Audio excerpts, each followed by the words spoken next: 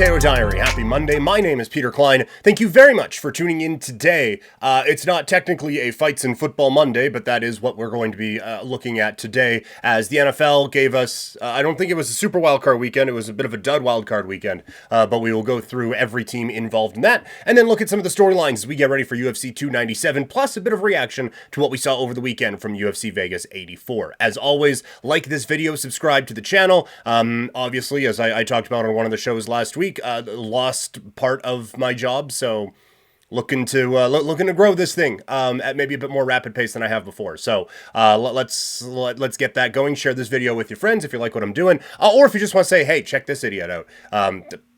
Views of you, man, I'll take it.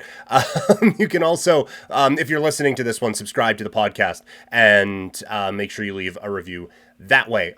You can find me on social media, Twitter, Instagram, and TikTok. I'm at Primetime Klein, twitch.tv/primetimepk. You can email the show, couchpotatodiary@yahoo.com. All right, lots of football to break down. Let's get into it.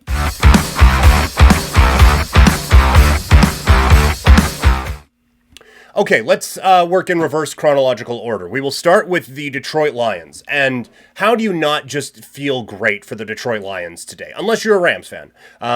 How do you not just absolutely love what happened here for the Lions? That they had not won a playoff game since 1991, hadn't hosted a game since 1993. And there they were with a victory in hand off to the NFC divisional round. It is quite the performance from the Detroit Lions, and really just an excellent showing all the way around. This game could have gone sideways on them a few times, but they came up with big plays at big moments to help solidify this win. That to me is the story of this. Both sides of the ball came up with some big plays, right? And Goff didn't have many meltdowns, and that was something that when we were breaking this game down for today's ticket on Friday's show, that was something that we were kind of anticipating, was that this was maybe going to have a bit of a showing, like Jared Goff maybe slips on a banana peel or two in this matchup, and off they go. But he never did that. He had one where he tried with the backwards little chest pass to Sam Laporta, but overall, this was a very smart performance. It was a Dan Campbell performance. They went for it on a few things. They were gutsy on a few different calls there, but they were able to come away with a victory there because of their execution, I think. But one thing they need to do now, in my opinion, they need to make absolute sure that this wasn't necessarily just their Super Bowl, right? Like that they need to now refocus. Like, yes, home playoff game, that was great. Everyone was excited. Everyone loved it. You won. That's great.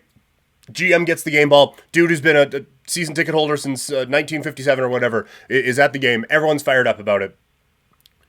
You still got to come out and execute next week, right? Like, no team's like, yeah, man, you're not hanging a banner for winning the wild card round, right?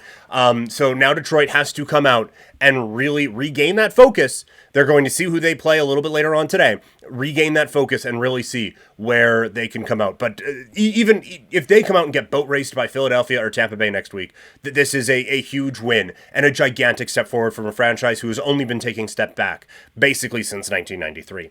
On the Rams side, red zone execution comes back to haunt them. Few too many times they had to settle for field goals, and that I think was the difference in this football game. And you look at it now, I don't think there's any way to frame this season other than just a fantastic year for the LA Rams. And I know I just said, like, for the Lions, they don't hang banners for wildcard wins. They certainly don't for wildcard losses. But for the Rams, given where expectations were, and everyone was like, yeah, they kind of sold out for that one Super Bowl. Now they're going to have to kind of fall off a little bit. They fell off for 1 year, they came back, and they were phenomenal. Certainly some holes on this team, but not as many as I think people were expecting them to have to address. I do think they're going to have some interesting quarterback discussions in a year or two, but Matthew Stafford was still great. But this is a team that is close. I think quite close. They got a giant monster in their division. But aside from that, this is a team that is right on the cusp, I think, of something pretty special out in LA again. And another thing this season did was really reaffirm that Sean McVay's status as one of the best coaches in the National Football League is absolutely deserved. He gets that reputation back on just a phenomenal season there with the LA Rams.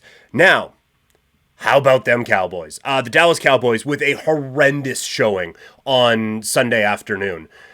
They have had some spectacular, heartbreaking playoff losses before. And that is just a, basically, they have had a number of coin flip games, and it's come up heads when they've called tails every time. This was not that. This was show up and get your ass beat. This was a pathetic performance. Didn't even show up. Didn't come close. You can understand a team going out there giving it everything they got, and it's a heartbreaker. But to go out there and just get dummied the way the Cowboys did, embarrassing. Things need to change. Just an awful, awful showing from the Dallas Cowboys. And I think the big one, that there's a lot of fingers being pointed at the coach and the quarterback, and we'll get to that in a moment. The big one here is the defense let them down. And for Dan Quinn, who is about to venture off into potentially a bit of a different space, this was, I think, an embarrassing showing from the Dallas Cowboys defense. And they don't get all the headlines because, it's Dak and it's whoever. But Dan Quinn's defense was, I think, the reason they lost this game. They could not stop the Green Bay Packers at all. And yes, we thought coming in, Dallas's advantage was going to be over their offense against the Green Bay defense. That was going to be where they thrived.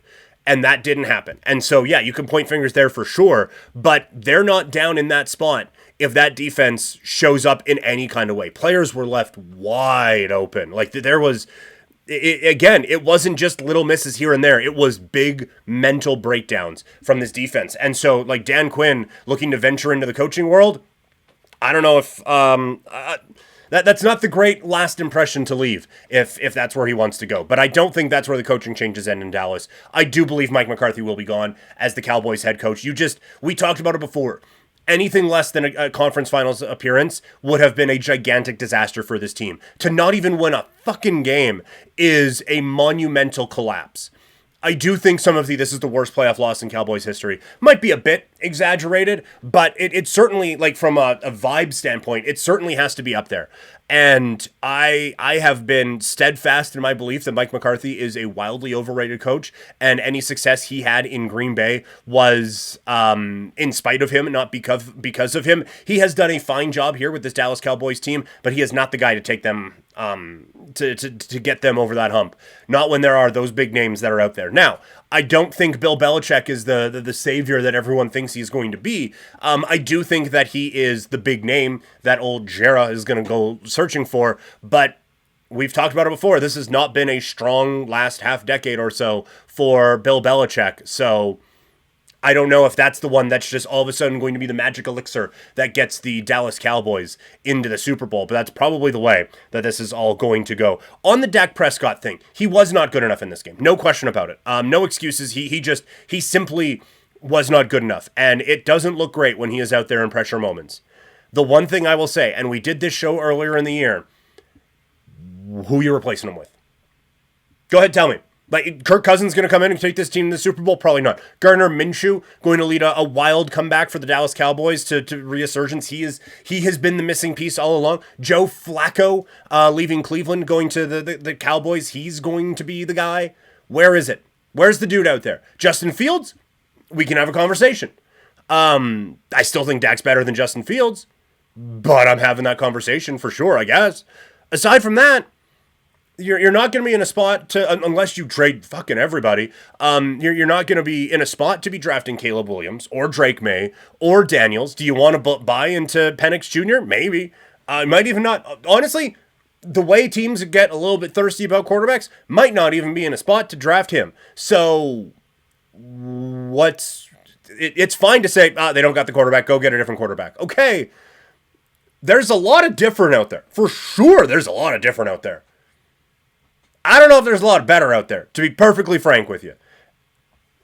That leaves you in a tough spot if you're the Cowboys. It is tough to just say, well, I don't know, and just move on from one of the most pathetic showings your franchise has ever had. But who else is out there right now that you can say is better than Dak Prescott? Don't think it exists, man. Really don't think it exists.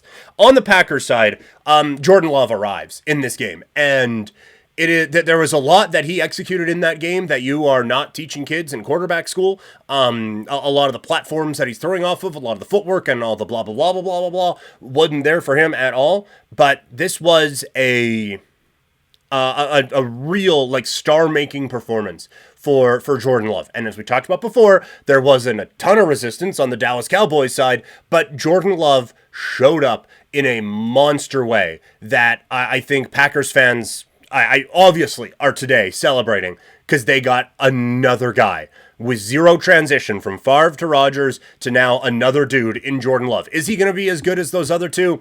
Odds are probably not, because those are two of the best quarterbacks in the history of the league. Hopefully, he ends up as a bit more of a normal human being than the other two, but this is such a great sign for the Green Bay Packers to have this. And it feels like just the offense is figured out, because I think part of it, while Jordan Love deserves all of the flowers and the young wide receivers deserve all of the flowers, we need to have a talk about how underappreciated Aaron Jones is. That guy, I think, is a lot of the glue that helps hold this offense together with what he was able to do. And they had a bit of a wobble there when he stepped out of the lineup, but they were able to bring it back in. Again, credit to Jordan Love, but Aaron Jones adds just another dynamic to this offense that made them unstoppable against Dallas. The Cowboys couldn't stop a nosebleed when it came to the run game, and a lot of that, credit to the big boys up front, but a lot of that is Aaron Jones as well, and I think he deserves a lot of credit for the boost that the Packers offense got on Sunday afternoon. So we'll see now if that defense can carry over to a matchup with San Francisco.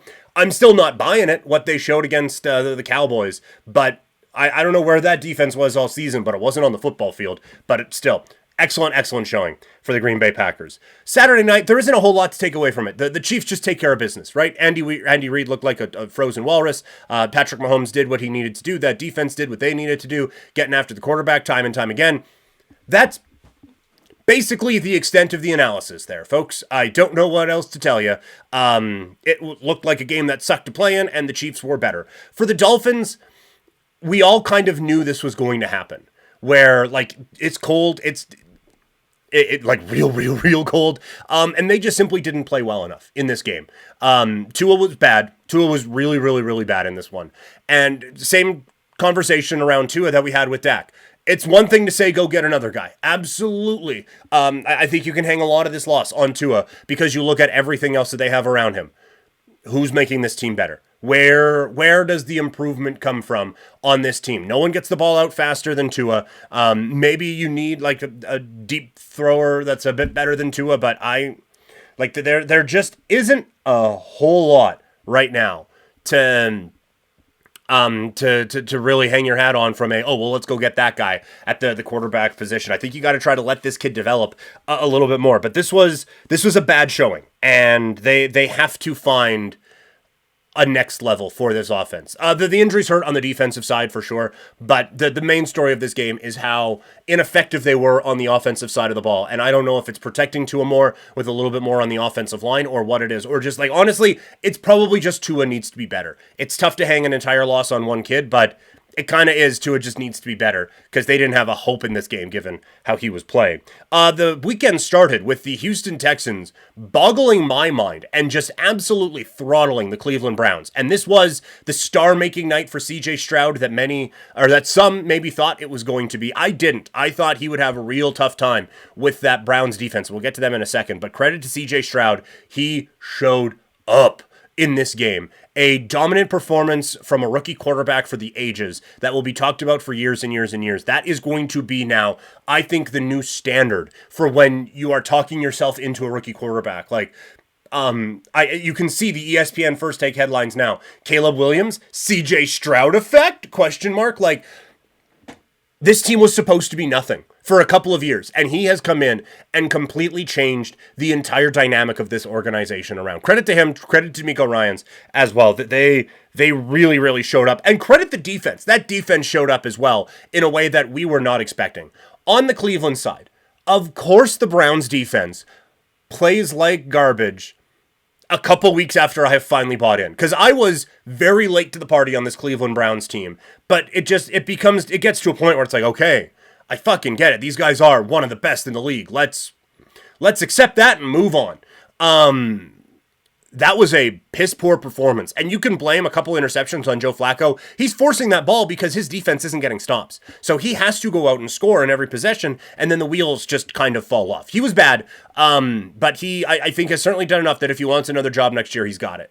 Not in Cleveland, because they got Deshaun Watson, but this This is very similar to what happened to Philadelphia last year in the Super Bowl, where everyone's talking about how great this defense is, and then they kind of get exposed, and they have not recovered since. Now, they had a lot of talent leave in the offseason, but I think you're going to have a lot of talent leave this offseason from the Cleveland Browns.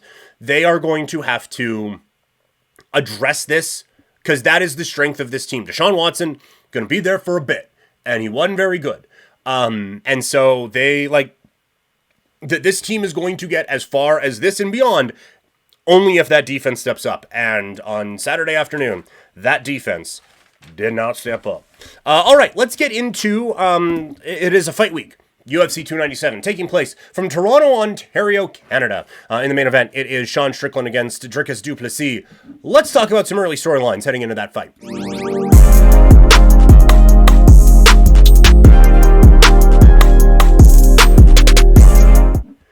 The middleweight championship of the world is on the line this weekend at UFC 297 as Sean Strickland defends his championship against Dricus du Plessis. In the co-main event, it is Raquel Pennington against Maria Bueno Silva. It is, look, it's not the most stacked card, but there's a lot of storylines to follow with this one. So here are a couple of big stories that I think are going to be answered coming up this weekend. The main storyline here is, will the real Sean Strickland please stand up? Because that performance he had against Israel Adesanya to go out and win the middleweight championship, shock the world, and win the middleweight championship, become the man at 185 pounds. Exactly 0 people saw that coming. I don't even know if Strickland knew he had that in him. It was an incredible, perfect performance against Israel Adesanya that beat Izzy in a way that has many wondering if he has still got it. Like it was in Izzy's wheelhouse. One of the best to ever do it in that way in the history of the sport. And he was able to come out and beat him at his own game. So now, it is unfair, but it's the fight game. We are answering the question, is this now who Sean Strickland is? Is he just this brilliant mastermind within the striking arts in the cage, who is now going to be able to chess master his way to victory after victory? Or was that just the best night of his life? I think a lot of that's going to be answered, and it's going to be answered in a real unique way, because Dricus du Plessis comes in with a real challenging style to have to figure out.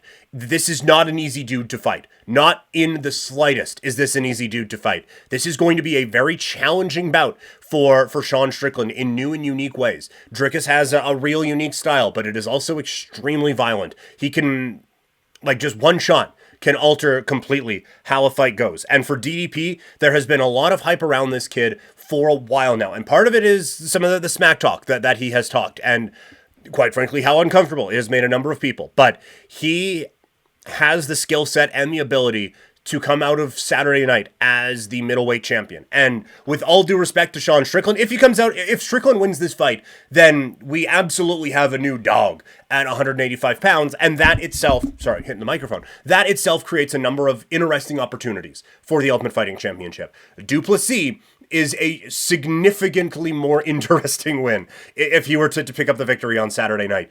It sets up a blood feud fight with Israel Adesanya for a number of different reasons. I think a Khamzat Chimaev fight becomes infinitely more interesting if it's Dricus du Plessis.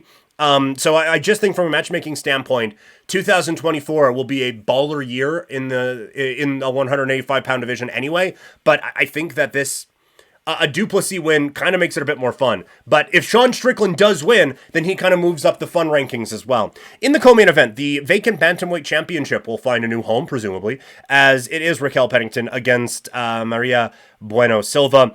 I think the big challenge for this fight and the big story to watch in this one is, will either of these contenders be taken seriously? Because as of right now, you kind of just view it as, well, they got the belt because Nunes isn't here. Nunes, who beat the bricks off of Raquel Pennington almost 6 years ago. So that's, not really one to be taken seriously. And Silva just isn't a huge household name yet. So the task for them, rightfully or wrongly, is going to be this Saturday to put on a star-making performance. We talked about it on the NFL breakdown with C.J. Stroud. This has to be your C.J. Stroud moment. This has to be your kicking the door down and announcing that you have arrived. 48, 47 scorecards across the board ain't going to do it for either one of them. This is a real opportunity with significant amount of eyeballs on you to come out and put on a star-making show. And for Raquel Pennington, would be such an amazing, I guess, culmination of this next act in her career. I had written down second act, probably third act at this point, but to come off of the career-altering beatdown that she had at the hands of Amanda Nunes, you could have totally understood if that Wikipedia page was just right after that, because it's just sound and thorough ass-kicking that she sat through in that fight performance. And to come out of that now, and be on the run that she is on to, I would suggest, deservingly get another title shot at 135 pounds is nothing short of miraculous. So this is a real opportunity for her to put the exclamation point on that here on Saturday night. Moving on, we had big fight night card, the first of the year for the UFC at UFC Vegas 84. In the main event, it was Ankalaev with the win over Johnny Walker. Fantastic win. That knockout shows the power that he has. That violent uppercut. Johnny Walker has a chin of granite, man. Because I don't know how his head's still attached, let alone how he was still conscious and somewhat defending himself after that punch. That was about as violent as it gets. But now the question is, for Ankalaev, it's so funny. Hey, this was one of the best performances of your life. What's next? But that is it. What's next for Ankalaev now? I don't think this gets him to the front of the line for a title shot. Even in the immediacy of everything, he doesn't deserve to jump Jamal Hill, who loses his title based on injury. No, a win over Johnny Walker doesn't get you to the front of the line like that. I'm sorry. And quite frankly, if Israel Adesanya wants to come up to 205 pounds and fight Pereira for the championship at UFC 300, Ankalaev, well, Walker as well, everyone moves another step back of the line. So the long and short of it is Ankalaev is probably another fight, honestly, unfortunately, maybe even 2 fights away from getting a title opportunity, but he's worked his way into that conversation now. It's going to be a fun week breaking fights down with all of y'all here on Couch Potato Diary. That is just the first bit of what I have planned for a really, really fun fight week. As always, that's going to do it for the show, by the way. As always, thank you all so much for tuning in. Remember to like this video, subscribe to the channel, follow me on social media, Twitter, Instagram, and TikTok. I'm at Primetime Klein, twitch.tv/PrimetimePK, and you can email this show, couchpotatodiary@yahoo.com. The plan for the rest of today is to have instant reaction shows following the Bills win, what I presumed to be a Bills win over the Pittsburgh Steelers and the Philadelphia Eagles game against the Tampa Bay Buccaneers. We're going to be doing instant reaction shows for both of those, and then more big picture things for that coming up on the Wednesday program as well. Also on Wednesday, going to look at non-main event fighters for the UFC 297 card that you should get excited about and fights that you should be aware of. So we're going to get into that. Wednesday, we're going to do our midway point NHL awards. On Thursday, back to the fight stuff, we're going to look at other big fights that have been announced across the Ultimate Fighting Championship and the sport of MMA in general. And then Friday is the big preview, along with the big NFL divisional previews as well. So a lot of content coming your way. Thank you guys so much for tuning in, and I will talk to all of you later.